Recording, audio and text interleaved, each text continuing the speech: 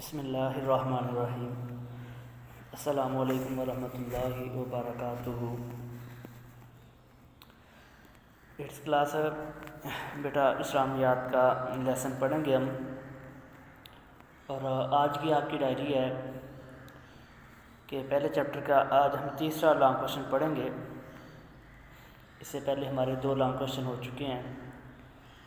سب سے پہلا سوال تھا قرآن کا تعارف پیش کریں۔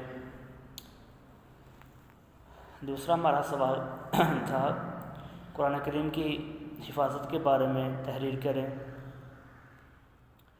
اور آج ہمارا تیسرا جو سوال ہے کہ قرآن کے فضائل پر نوٹ لکھیں۔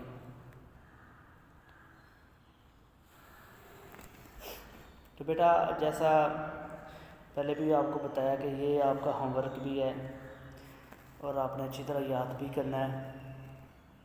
تو پہلے ہم ہیڈنگ دیں گے، اور جو ہم انڈر لائن کرتے ہیں وہ ہماری ہیڈنگ ہوتی ہے بے مثال و بے نظیر۔ قرآن اللہ کا کلام ہے، یہ بے مثال خوبیوں کا مجموعہ ہے جن کا شمار ناممکن اور محال ہے۔ اس کے اندر بے شمار بیٹا خوبیاں ہیں۔ پہلے نمبر پہ اللہ کا کلام ہے۔ تو اب جتنی اس کتاب کی، اس کلام اللہ کے اندر اللہ نے خوبیاں رکھی ہیں، ان کو شمار کرنا ناممکن ہے۔ اس لیے ان خوبیوں کے باعث یہ کتاب زندہ جاوید بن گئی ہے۔ قرآن کریم نہ صرف آخری اور دائمی کتاب ہے، آخری اور دائمی، آخری میں اب اس کے بعد کوئی اور کتاب نہیں، دائمی ہمیشہ کے لیے۔ جب کوئی اللہ کا نبی اب نہیں تو قرآن بھی جس طرح آپ صلی اللہ علیہ وسلم اللہ کے آخری پیغمبر ہیں، اسی طرح قرآن پاک بھی اللہ کی آخری کتاب ہے۔ آپ صلی اللہ علیہ وسلم کے بعد کوئی نبی نہیں تو قرآن کے بعد کوئی اور کتاب نہیں۔ جس طرح بیٹا آپ صلی اللہ علیہ وسلم اللہ تعالیٰ کے آخری پیغمبر ہے، قیامت تک کے لیے نبی ہیں، اسی طرح قرآن بھی اللہ کی آخری کتاب ہے، قیامت تک یہی رہے گی، بلکہ بے نظیر بھی ہے، بے نظیر جس کی کوئی مثل نہیں ہے۔ 1400 صدیاں گزر جانے کے بعد اس کا چیلنج آج بھی برقرار ہے۔ اس کا چیلنج کہ جب مکہ کے کافروں نے دیکھا کہ آپ صلی اللہ علیہ وسلم اللہ کی آیات کو لاتے ہیں تو کیا کہتے تھے، آپ کو میں نے ترجمہ میں پڑھا کرتے قالوا اساطیر الاولین، یہ تو پہلے لوگوں کے قصے کہانی ہے، محمد صلی اللہ علیہ وسلم نعوذ باللہ یہ تو کوئی اللہ کی کتاب نہیں ہے، اس میں تو سارے قصے واقعات بیان ہوئے ہیں۔ تو اللہ تعالیٰ نے پھر کہا کہ اے میرے پیغمبر ان سے کہیں قل فأتوا بعشر سوار مثلہ، کہ جو اگر تم کہتے ہو کہ یہ قرآن اللہ کی کتاب نہیں ہے، یہ محمد صلی اللہ علیہ وسلم خود ہی گھاڑ کے لے آتے ہیں، تو اے میرے پیغمبر ان سے کہیں قل فأتوا بعشر سوار مثلہ، کہ جو کوئی 10 صورتیں اس قرآن جیسی بنا کے لے آؤ۔ اور پھر اللہ نے کہا تم پوری دنیا کا ساتھ لے لو، جس کو تم عبادت کرتے ہو ان کو بھی ساتھ لے لو، اور اس قرآن جیسی 10 صورتیں لے آؤ۔ جب اس طرح 10 صورتیں نہ لا سکے پھر اللہ نے کہا میرے نبی سے کہ قل فأتوا بسورۃ من مثلہ، چلیں 10 صورتیں تو بہت زیادہ، ایک صورت کوئی سورۃ الکوثر انا اعطیناک الکوثر فصل لربک وانحر ان شانئک ھو الابتر، یہ چھوٹی سی آیت صورت ہے، کوئی اس مثل ہی کوئی ایک صورت لے آئیں، لیکن اللہ کے فضل سے ویسا نہ کر سکے اور نہ ہی وہ کبھی کر سکیں گے۔ تو آج بھی اس کا چیلنج برقرار ہے، جو کہتے ہیں کہ یہ قرآن اللہ کی سچی کتاب نہیں تو کوئی اس جیسی کوئی چھوٹی سی صورت بھی لے آئیں۔ آگے بیٹا ہماری ہیڈنگ ہے کتاب لا ریب، لا ریب اس میں کوئی شک نہیں، جس طرح اللہ کہتے ہیں الف لام میم ذالک الکتاب لا ریب فیہ ھدی للمتقین، قرآن مجید ایک ایسی کتاب ہے جو کسی بھی شک و شبہ سے پاک ہے، اس میں کسی قسم کا کوئی شک کوئی شبہ نہیں ہے، اللہ تعالیٰ نے جو بیان کیا ہے وہ حق پر مبنی ہے۔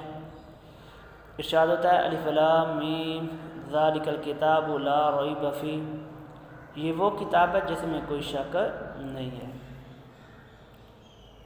آگے ہے بیٹا ہماری ہیڈنگ عربی زبان۔ عربی زبان کی فصاحت و بلاغت کو تمام دنیا میں تسلیم کیا جاتا ہے۔ اور قرآن کا نزول بھی اسی زبان میں ہوا۔ آپ صلی اللہ علیہ وسلم نے فرمایا کہ عربیوں سے محبت کرو، اس لیے کہ انا عربی، القرآن العربی، لسان الجنہ عربی، میری زبان بھی عربی ہے، قرآن پاک بھی عربی میں ہے، اور جنتیوں کی زبان بھی عربی ہوگی۔ آگے بیٹا جو ہماری ہیڈنگ ہے وہ ہے حق و باطل میں تمیز۔ حق و باطل میں تمیز۔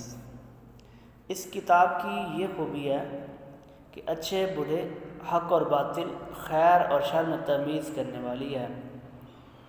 قرآن کا ارشاد ہے، ترجمہ: بابرکت ہے وہ ذات جس نے اپنے بندے پر حق و باطل میں فرق کرنے والی کتاب اتاری۔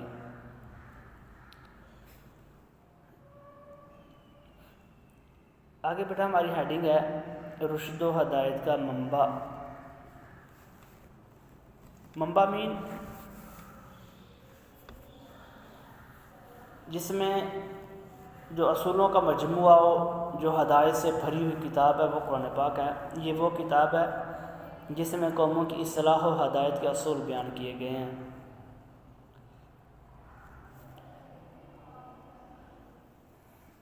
آگے بیٹا ہماری ہیڈنگ ہے سابقہ کتابوں کی تصدیق۔ سابقہ کتب یعنی جو میں نے پہلے بھی بتایا، تورات، انجیل، زبور، یہ چند کتابیں تھیں، تین اسے اور بھی صحیفے بھی اللہ تعالیٰ نے اپنے انبیاء کے نام پر اتارے۔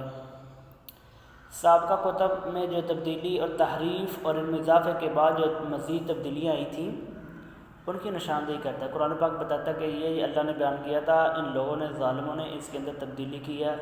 قرآن اس حکم کو اپنے اندر بیان کرتا ہے، اس تبدیلی کو اپنے اندر بیان کرتا ہے، اور اثر نو، نئے سرے سے احکامات جاری کرتا ہے، اور ہمیں بتاتا ہے کہ یہ کتاب قابل اعتماد نہیں اور نہ ہی ان کی تعلیمات قابل عمل ہیں، کیونکہ ان لوگوں نے اس تورات کے اندر، انجیل کے اندر، زبور کے اندر اس حکم میں تبدیلی کی ہے۔ اصل میں یہ اللہ کا حکم تھا، اس طرح تھا، انہوں نے آگے تبدیلی اپنی من پسند کی ہے، لہذا اب یہ والی کتابیں قابل عمل نہیں ہیں، ان کے اوپر آپ کا عمل کرنا آپ نہیں کریں گے۔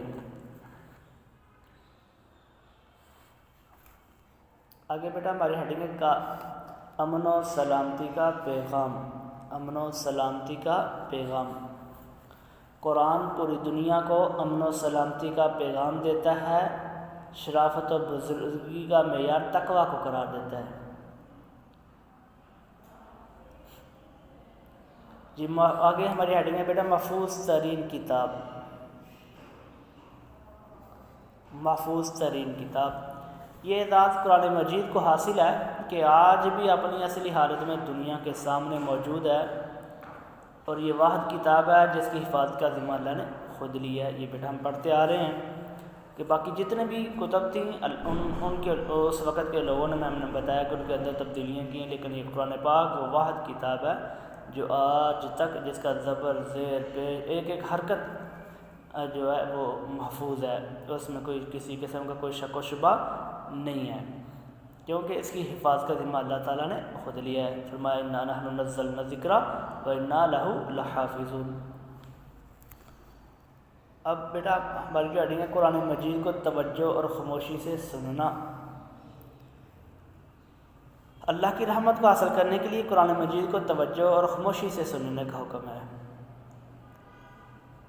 اللہ فرماتے ہیں اذا قرئ القرآن فاستمعوا له وانصتوا لعلکم ترحمون، واذا قرئ القرآن فاستمعوا له وانصتوا لعلکم ترحمون۔ تو اس کا ترجمہ یہ ہے، اور جب قرآن مجید کو پڑھا جائے تو توجہ سے سنو اور خاموش رہا کرو تاکہ تم پر رحم کیا جائے۔ یہ قرآن کے آداب میں سے ہے کہ جب قرآن کی تلاوت ہو رہی ہو تو پھر اس کو خاموشی سے سننا چاہیے۔